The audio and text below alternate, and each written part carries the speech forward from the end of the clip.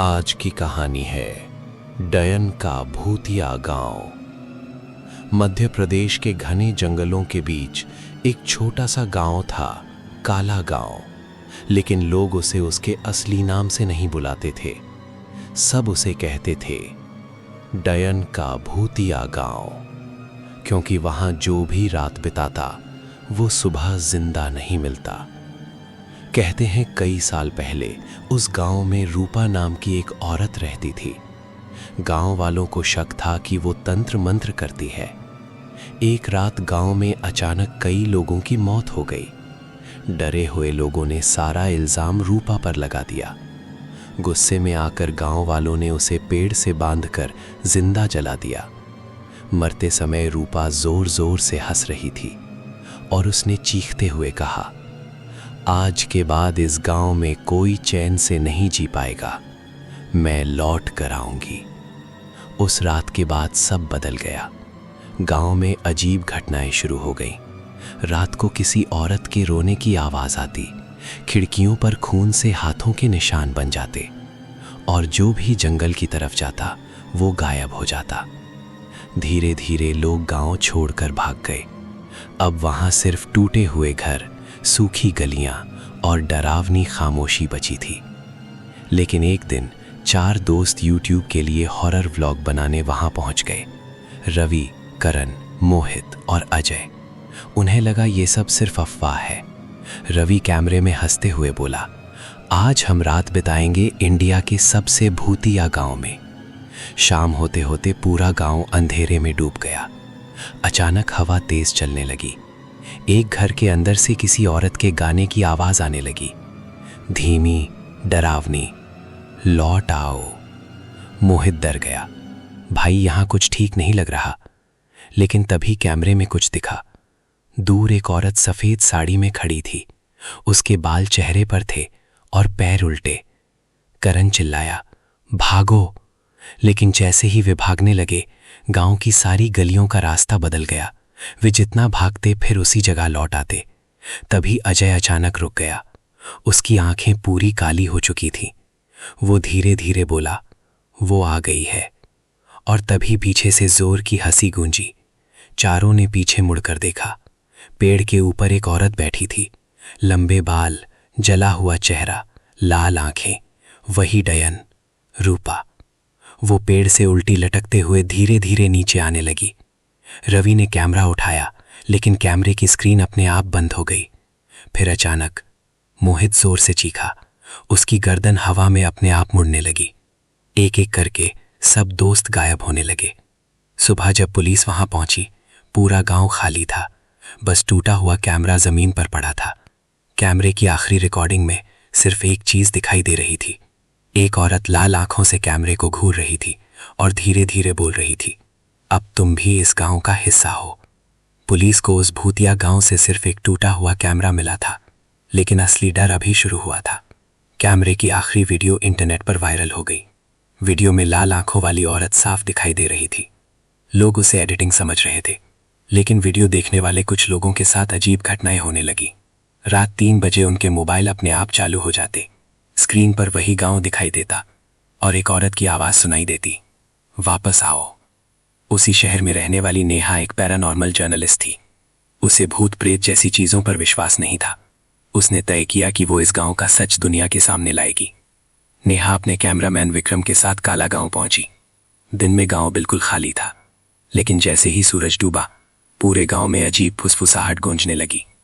विक्रम ने डरते हुए कहा, मैडम, हमें वापस चलना चाहिए। तभी एक घर के अंदर से बच्चे के रोने की आवाज आई। नेहा कैमरा लेकर अंदर गई। कमरे में कोई नहीं था, बस दीवार पर खून से लिखा था, रूपा अभी जिंदा है। अचानक दरवाजा अपने आप बंद हो गया। धड़ाम। कमरे की सारी खिड़कियां तेजी से खुलने बंद होने लगी। और तभी नेहा ने आईने में कुछ देखा। आईने के अंदर एक जली हुई औरत खड़ी थी, लेकिन जब उसने पीछे मुड़कर देखा, वहां कोई नहीं था। तभी विक्रम की चीख सुनाई दी। नेहा बाहर भागी। विक्रम जमीन पर बैठा कांप रहा था। उसने डरते हुए जंगल की तरफ इशारा किया। पेड़ों के बीच दर्जनों औरतें खड़ी थीं, सफेद साड़ी, खुले बाल, उल्टे पैर, और उन सब की आंखें लाल थीं। नेहा समझ गई, पूरा गांव अब सिर्फ एक डायन का नहीं था। जो लोग यहाँ मरते गए वे सब उसी की तरह बनते गए। अचानक सारे पेड़ों के बीच से वही जली हुई औरत बाहर आई, रूपा। वो हंसते हुए बोली, तुम लोगों ने मुझे जलाया था, अब पूरा गांव मेरा है। तभी जमीन जोर जोर से हिलने लगी।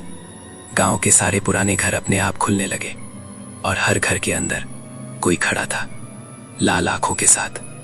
विक्रम रोते हुए बोला, हम यहां से जिंदा नहीं निकल पाएंगे। तभी नेहा को एक पुरानी मंदिर की घंटी सुनाई दी। गांव के बीचों बीच एक टूटा हुआ मंदिर था।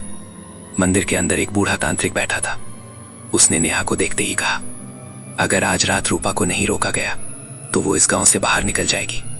और फिर तांत्रिक ने एक बंद तहखाने की तरफ इशारा किया।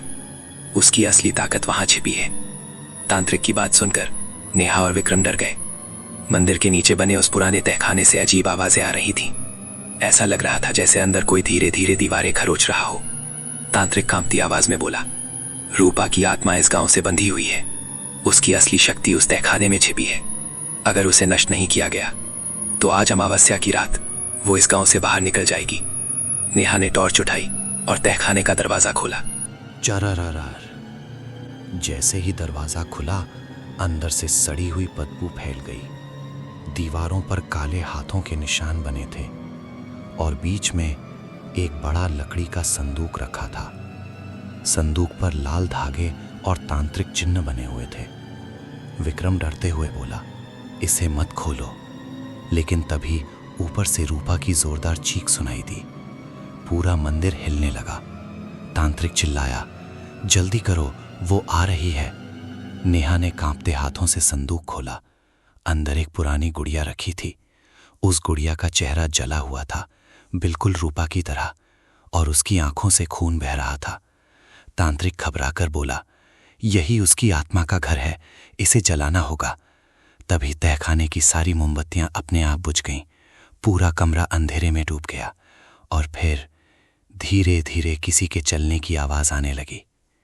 टक टक टक। नेहा ने टॉर्च चलाई और उसके हाथ कांपने लगे। रूपा ठीक उनके सामने खड़ी थी।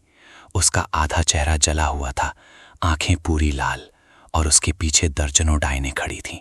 रूपा हंसते हुए बोली, इतने साल बाद कोई मेरी मौत का राज जान पाया। अचानक विक्रम हवा में उछल गया। उसका शरीर दीवार से टकराया। नेहा चीख पड़ी। तांत्रिक मंत्र पढ़ने लगा, लेकिन रूपा ने सिर्फ हाथ उठाया और तांत्रिक का गला अपने आप दबने लगा। तांत्रिक आखिरी सांस लेते हुए चिल्लाया, गुड़िया जला दो अभी।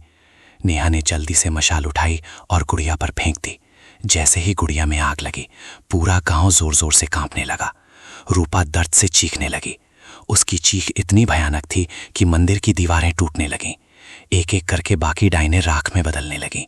रूपा ने गुस्से से नेहा को घूरा, मैं खत्म नहीं हुई हूं। और फिर अचानक उसका शरीर आग में जलने लगा। कुछ ही सेकंड में सब शांत हो गया। गांव में पहली बार सन्नाटा था। सुबह होने लगी। नेहा और घायल विक्रम गांव से बाहर निकल गए। पीछे मुड़कर देखा तो पूरा काला गांव चल रहा था। उन्हें लगा सब खत्म हो चुका है, लेकिन उसी रात नेहा के कैमरे में अपने आप एक नई वीडियो रिकॉर्ड हुई। वीडियो में सिर्फ अंधेरा था। फिर धीरे धीरे एक औरत की आवाज आई, मैं वापस आऊंगी। रूपा की आवाज सुनने के बाद नेहा पूरी तरह डर चुकी थी। उसे लगा था कि काला गांव जलने के साथ सब खत्म हो गया, लेकिन नहीं। हर रात उसके कैमरे में अपने आप नई रिकॉर्डिंग आने लगी। कभी अंधेरे में लाल आंखें दिखती, कभी कोई औरत धीरे धीरे हंसती सुनाई देती, और हर वीडियो के आखिर में सिर्फ एक ही आवाज आती, मैं वापस आ रही हूं। धीरे धीरे नेहा की हालत खराब होने लगी। उसे सपनों में वही भूतिया गांव दिखता। एक रात अचानक उसके कमरे की दीवार पर खून से लिखा दिखाई दिया, अमावस्या की रात, आखिरी शिकार। नेहा समझ गई रूपा अभी भी जिंदा थी और इस बार वो काला गांव से बाहर आ चुकी थी। डरकर नेहा उसी पुराने तांत्रिक के गुरु को खोजने निकल पड़ी। कई दिनों बाद उसे जंगल के बीच एक पुराना आश्रम मिला। वहां एक बूढ़ा साधु बैठा था। नेहा ने सब कुछ बता दिया। साधु कुछ देर शांत रहा, फिर बोला, रूपा की आत्मा को सिर्फ जलाने से कुछ नहीं होगा। उसकी शक्ति उस श्राप में है जो उसने मरते वक्त पूरे गांव को दिया था। तो उसे खत्म कैसे करें? नेहा ने पूछा। साधु ने धीरे से कहा, जिस पेड़ पर उसे जलाया गया था वहीं उसकी आखिरी शक्ति छिपी है। अगली अमावस्या की रात नेहा और विक्रम फिर से काला गांव पहुंचे। पूरा गांव अब राख बन चुका था, लेकिन गांव के बीच वो पुराना पेड़ अब भी खड़ा था। उसके पास जाते ही हवा तेज चलने लगी। अचानक चारों तरफ औरतों की हंसी गूंजने लगी। धीरे धीरे अंधेरे से रूपा बाहर आई। इस बार उसका चेहरा पहले से भी ज्यादा भयानक था। उसकी आंखों से खून बह रहा था। वो हंसते हुए बोली, तुम फिर लौट आई। तभी पेड़ के पीछे से सैकड़ों परछाइयां निकलने लगी। वो उन लोगों की आत्माएं थी जो गांव में मारे गए थे। रूपा चिल्लाई, आज कोई नहीं बचेगा। अचानक विक्रम के शरीर पर किसी अदृश्य ताकत ने हमला कर दिया। वो जमीन पर गिर पड़ा। नेहा रोते हुए मंत्र पढ़ने लगी जो साधु ने उसे दिया था। जैसे जैसे मंत्र पूरे होते गए पेड़ काला पड़ने लगा। रूपा दर्द से चीखने लगी, नहीं। हवा तूफान में बदल गई। पूरा गांव कांपने लगा। नेहा ने आखिरी बार जोर से मंत्र पढ़ा और मशाल पेड़ पर फेंक दी। धड़ाम! पूरा पेड़ आग में जल उठा। रूपा की चीख पूरे जंगल में गूंजने लगी। धीरे धीरे उसका शरीर राख में बदलने लगा। बाकी सारी आत्माएं भी हवा में गायब होने लगी। कुछ ही मिनटों में सब शांत हो गया। पहली बार काला गांव में सूरज की रोशनी दिखाई दी। श्राप खत्म हो चुका था। नेहा और विक्रम वहां से चले गए। कई महीने बाद सरकार ने उस गांव को पूरी तरह मिट्टी में दबा दिया। अब वहां सिर्फ जंगल है। लेकिन आज भी अगर कोई उस जंगल के पास अमावस्या की रात जाता है तो दूर अंधेरे में एक औरत की हंसी सुनाई देती है। दोस्तों, आज की कहानी यहीं खत्म होती है। हम आपके लिए सच्ची हॉरर कहानी लाते रहेंगे। आपसे एक रिक्वेस्ट है, आप हमारे चैनल को सब्सक्राइब जरूर करें।